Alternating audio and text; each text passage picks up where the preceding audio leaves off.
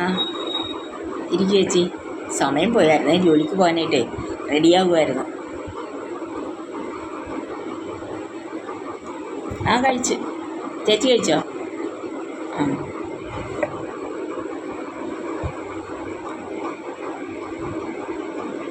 ചേച്ചി ചേച്ചി വരുന്നതിനോ പോകുന്നതിനോ ഒന്നും ഞങ്ങൾക്കൊരു കുറ്റവുമില്ല.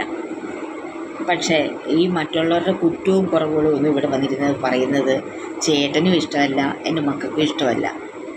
എനിക്ക് പിന്നെ തീരെ ഇഷ്ടമല്ല. എനിക്കിഷ്ടമല്ല ചേച്ചി ഇവിടെ പറയുന്ന അവിടെ പറഞ്ഞ്, അവിടെ പറയുന്ന ഇവിടെ പറഞ്ഞ്.